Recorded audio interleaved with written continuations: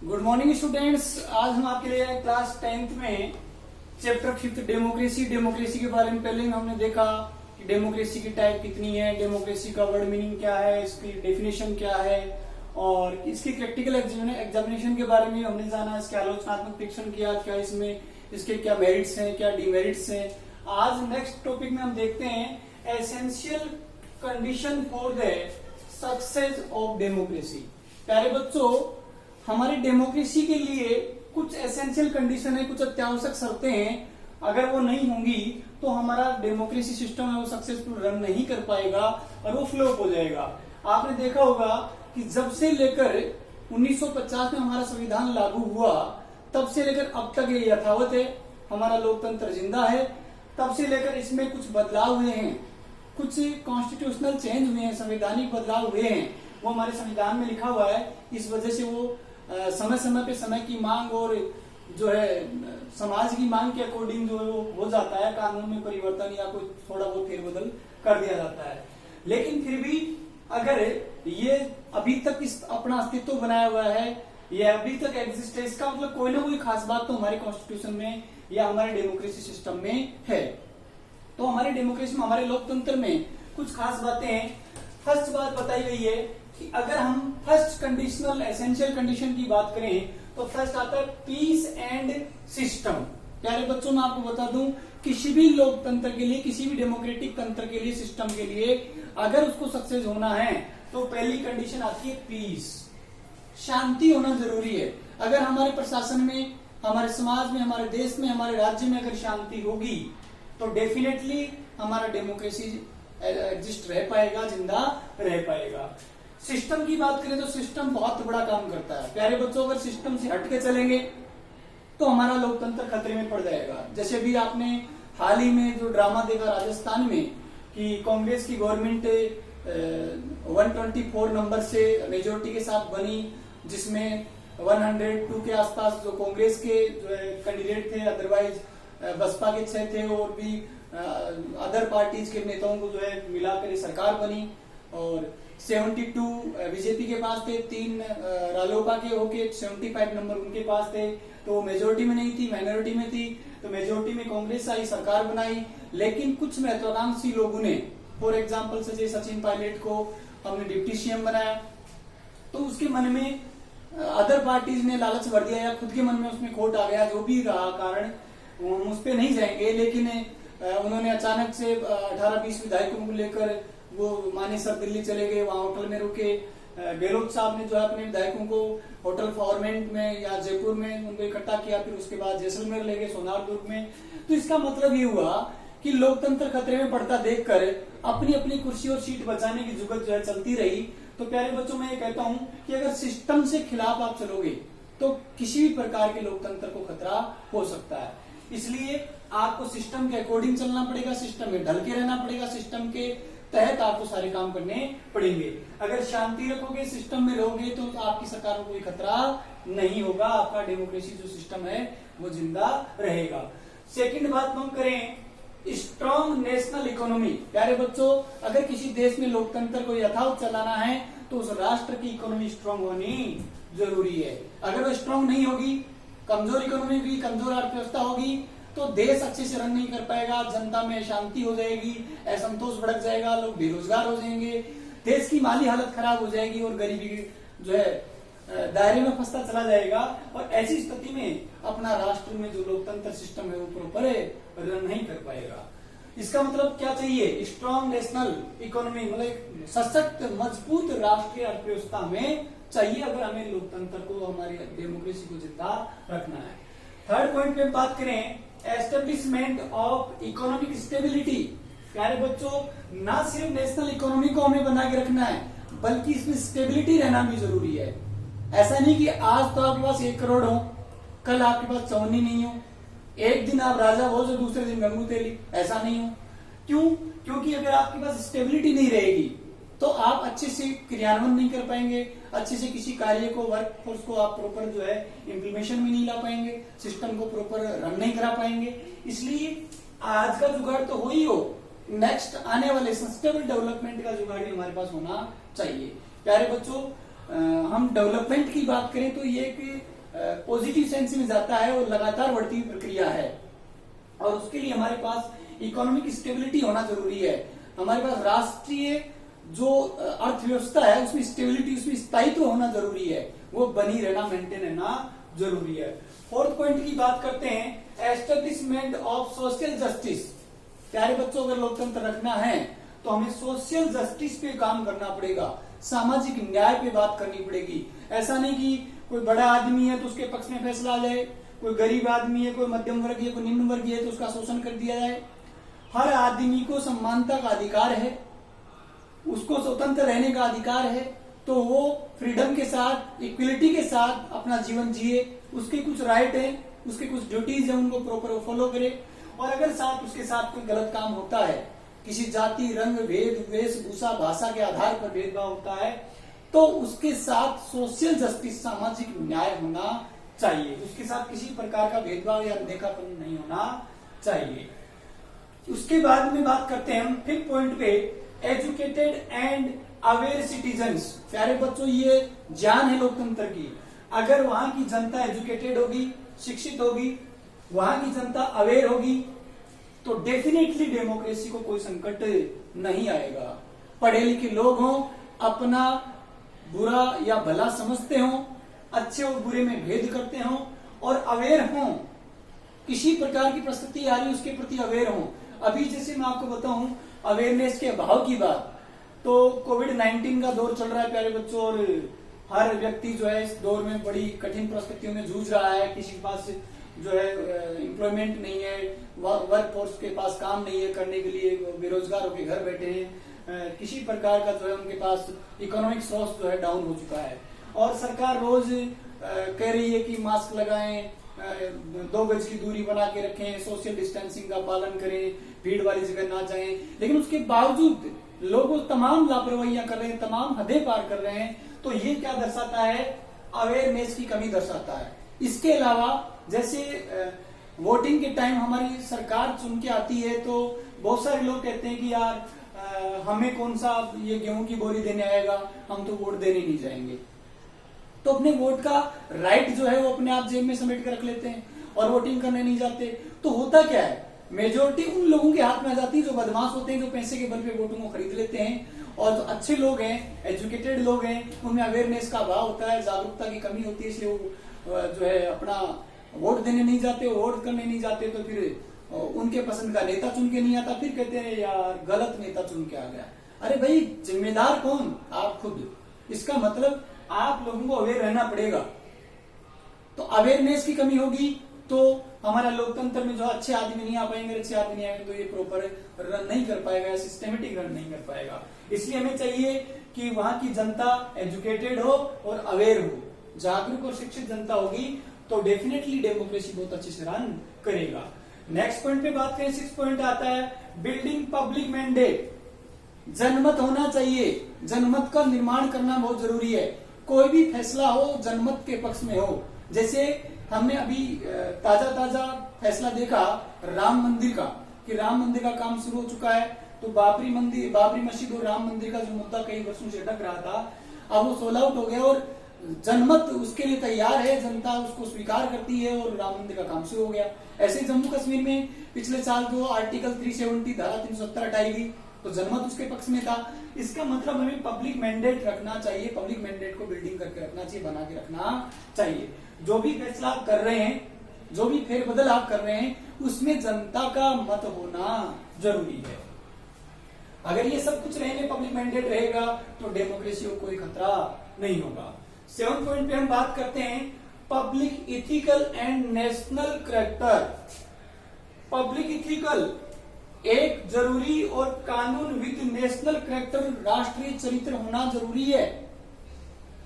इस प्रकार का एक नैतिक चरित्र जनता का होना चाहिए जो राष्ट्र के प्रति क्या हो, सबमिशन में हो। तो कहा public ethical and national character, ये जनता में होगा तो डेफिनेटली हमारा डेमोक्रेसी सिस्टम बहुत अच्छे से रन करेगा। नेक्स्ट पॉइंट पे हम बात करें तो decentralisation of power and local self government.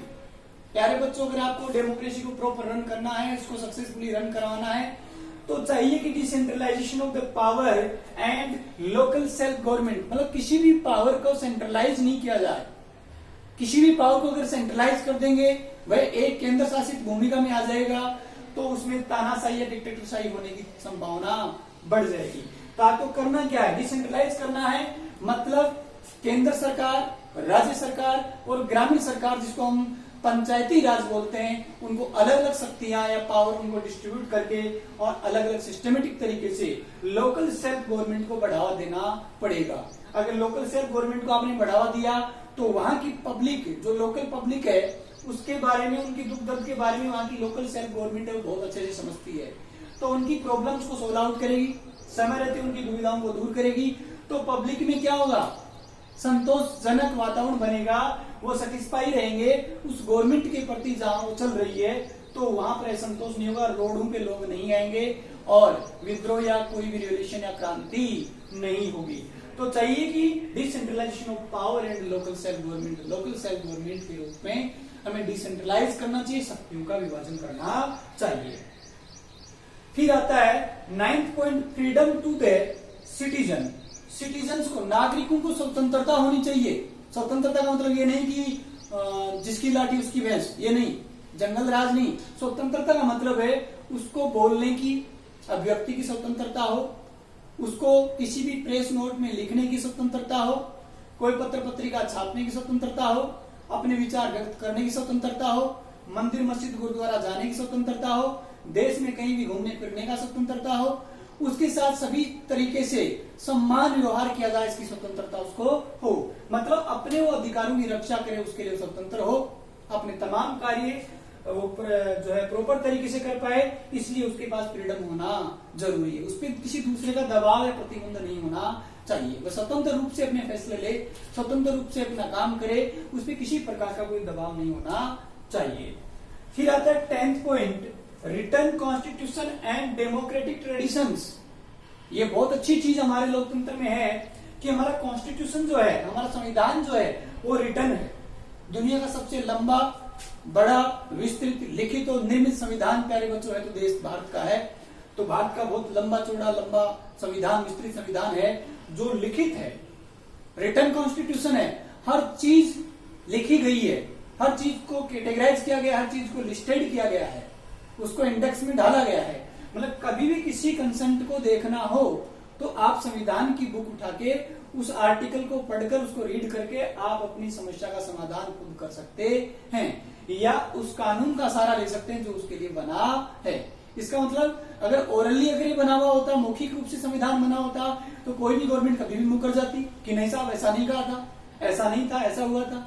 तो रिटर्न में है इसलिए वो मुकर नहीं सकते, अपनी जिम्मेदारियों से पीछा नहीं छुड़ा सकते। इसलिए रिटर्न और डेमोक्रेटिक ट्रेडिशन, लोकतांत्रिक ट्रेडिशन होने चाहिए। अगर ये होंगे तो डेफिनेटली हमारा डेमोक्रेसी सिस्टम बहुत अच्छे से रन करेगा। नेक्स्ट पॉइंट पे हम आते हैं, 11 पॉइंट है इंडिपेंडेंट एंड पावरफुल जुडिशरी। प्यारे बच्चों बहुत इंपॉर्टेंट है ये, इंडिपेंडेंट स्वतंत्र हो एंड पावरफुल जुडिशरी, स्वतंत्र भी हो और पावरफुल भी हो, शक्ति भी हो हमारे न्यायपालिका के पास। तो स्वतंत्र और शक्तिशाली न्यायपालिका जिस देश के अंदर होगी, डेफिनेटली डेमोक्रेसी को आंच नहीं आएगी। अगर हमारी जुडिशरी कमजोर होगी, वो इंडिपेंडेंट नहीं होगी, वो किसी के अधीन काम करेगी, तो डेफिनेटली जो फैसले होंगे वो किसके अकॉर्डिंग होंगे, पावरफुल सिस्टम जो उसके ऊपर बैठा उसके अकॉर्डिंग होंगे। तो यहां पर सोशल जस्टिस नहीं मिलेगा, सबको समान रूप से न्याय नहीं मिलेगा। तो ये बिल्कुल इंडिपेंडेंट है, जिसपे चाहे कार्यवाही कर सकती है, स्वतंत्र रूप से जांच कर सकती है और अपना फैसला सुना सकती है। इसलिए हमारी डेमोक्रेसी आज तक यथावत जिंदी है, क्योंकि हमारे पास इंडिपेंडेंट और पावरफुल जुडिशरी है। नेक्स्ट पॉइंट पे हम बात करते हैं 12 point, capable and impartial workforce. Capable impartial workforce का मतलब होता है योग्य और निष्पक्ष कामगार होने चाहिए। ऐसा नहीं कि एक्स आदमी आते तो काम कर लें, वाई आते नहीं करें, जेड आते फिर लग जाएं। निष्पक्ष होने चाहिए, हमें काम करना है, दैट्स ऑल। कोई हमारे सामने हो या ना हो, केपेबल हो, योग्य कामगार हो, अगर हमें किसी अच्छी बिल्डिंग को बनाना है तो उसमें अच्छा कारीगर हमें चाहिए, तो कैपेबल होना चाहिए, निष्पक्ष, किसी का पक्षपात नहीं हो, निष्पक्ष कामगार हो, बिल्कुल अपने मन से वो काम करे, किसी के पक्षपात या भेदभाव उसमें ना करे। तो इस प्रकार के हमारे पास कामगार होंगे, वर्कफोर्स होगी, तो डेफिनेटली हमारा देश आगे बढ़ेगा, हमारे देश का इंफ्रास्ट्रक्चर मजबूत होगा, और मजबूत होगा तो डेमोक्रेसी बाय डिफॉल्ट मजबूत होगा। फिर बताया 13 point, a healthy and well organised party system. क्या कहा? A healthy and well organised party system.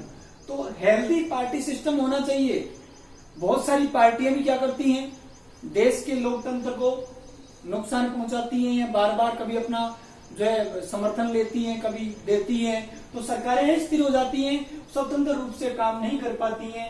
तो पार्टी सिस्टम को वो स्ट्रांग हो, एक गाइडलाइन हो, उस गाइडलाइन के तहत ये पार्टियां काम करें, तो डेफिनेटली हमारा डेमोक्रेसी, हमारा लोकतंत्र वो यथावत रूप से चालू रहेगा। तो ये हेल्थ सिस्टम होना चाहिए, और वेल ऑर्गेनाइज्ड पार्टी सिस्टम होना चाहिए। इसके बाद में आता है आपका 14 point, capable and loyal national leader.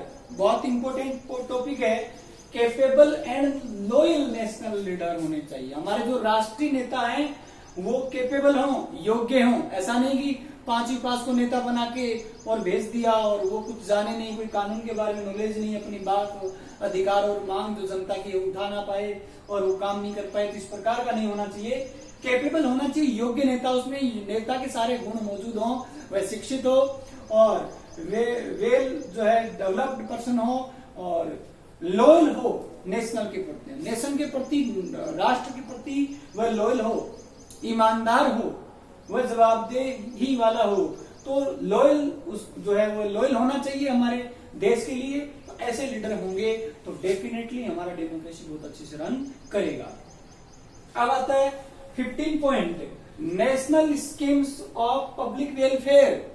प्यारे बच्चों, ये बहुत जरूरी है। क्यों? क्योंकि अगर आप नेशनल स्कीम नहीं चलाओगे तो देश की तमाम जनता को बहुत सारी जो वेलफेयर के जो काम है वो प्रॉपर उनको नहीं मिल पाएंगे। इसलिए आपको बार बार ऐसी स्कीम चलानी चाहिए जिससे देश के एक प्रत्येक नागरिक को उसके हक की बात जो है समझने का मौका मिले, या उसको हर हाथ को कोई काम मिले, या उसको कोई सीधा सीधा कोई सामाजिक रूप से कोई फायदा हो। तो इस प्रकार की नेशनल स्कीम, जैसे मान लीजिए फॉर्म मनरेगा, महात्मा गांधी नेशनल रोजगार गारंटी योजना। तो मनरेगा में क्या है, हर व्यक्ति को जो 15 दिन से अपना एप्लीकेशन देता है काम के लिए, तो उसको 15 दिन के भीतर काम देना पड़ता है। अगर नहीं देते हैं तो उसको घर बैठे बेरोजगारी भत्ता दिया जाता है। तो इस प्रकार की नेशनल स्कीम चलाई जानी चाहिए। फिर इसके बाद में हम बात करें, जैसे 2 रुपए किलो अनाज, फूड सिक्योरिटी FDI के तहत, तो हर कोई भी व्यक्ति देश में भूखा ना सोए, उसको 2 रुपए किलो में अनाज मिले। तो ये क्या है, ये कुछ नेशनल वेलफेयर प्रोग्राम है। जैसे हम राजस्थान की बात करें, या अन्य कई स्टेट में भी चालू कर दिया गया है, फ्री दवाई और फ्री जांच, मेडिसिन फ्री हो रही है, और उसकी जांच वगैरह जो है वो भी फ्री करे जा रहे हैं। तो इलाज और जांच दवाइयां उनकी फ्री हो रही है। तो ये भी नेशनल पब्लिक स्कीम है जिसमें जनता को सीधा सीधा फायदा मिलता है। इसके अलावा national consent on important issues, last and final topic है कि national consent on important issue, देश के जो इम्पोर्टेंट इश्यू हैं, जैसे वो आर्टिकल 370 का हो, चाहे वो राम मंदिर का हो, चाहे वो भारत चीन के लेकर कोई विवाद का हो, चाहे भारत पाकिस्तान को लेकर कोई विवाद का हो। तो इस प्रकार के इम्पोर्टेंट इश्यू, या हमारी राष्ट्रीय जो नेशनल आर्मी है उसके बारे में कोई बात हो, या देश की ऐसी कोई जो स्ट्रेटेजिक जो इम्पोर्टेंस की कोई बात हो, तो उसमें नेशनल कंसेंट, राष्ट्रीय जनमत होना चाहिए, एक मत होना चाहिए। उसमें सबका कंसेंट उसके पॉजिटिव सेंस में होना चाहिए, ताकि हमारी गवर्नमेंट स्वतंत्र रूप से कार्य कर सके, या उस कंसेंट के ऊपर बहुत बेहतरी से अपनी पकड़ मजबूत कर सके। तो राष्ट्रीय मुद्दों पर हमें एक मत, एक राय होना चाहिए। अगर हम राष्ट्रीय मुद्दों पर एक राय, एक मत होंगे, तमाम पार्टियां और देश की जनता, तो डेफिनेटली हमारी सरकार स्ट्रांग होगी, और स्ट्रांग होगी तो डिसीजन स्ट्रांग होंगे, और स्ट्रांग डिसीजन होंगे तो हमारी डेमोक्रेसी पे जो आया हुआ खतरा है वो टल जाएगा, और हमारा डेमोक्रेसी का अस्तित्व जिंदा रह पाएगा। तो प्यारे बच्चों, ये कुछ थे एसेंशियल कंडीशंस जो डेमोक्रेसी को सक्सेसफुली रन करने के लिए जरूरी थे। तो ये तमाम 16 टाइप के जो कुछ एसेंशियल कंडीशन हैं, ये अगर जिस देश के लोकतंत्र में होंगी उसका कोई भाग का नहीं कर सकता, और ये चीजें अगर डिसमिस होती हैं तो लोकतंत्र पे कभी खतरा मंडरा सकता है। तो मैं समझता हूं कि आपको बहुत अच्छे से समझ में आ गया होगा, और 10th के बोर्ड के लिहाज से इंपोर्टेंट क्वेश्चन है, आ जाता है। तो थैंक यू स्टूडेंट्स, बाकी नेक्स्ट चैप्टर में डिस्कस करेंगे। Thank you.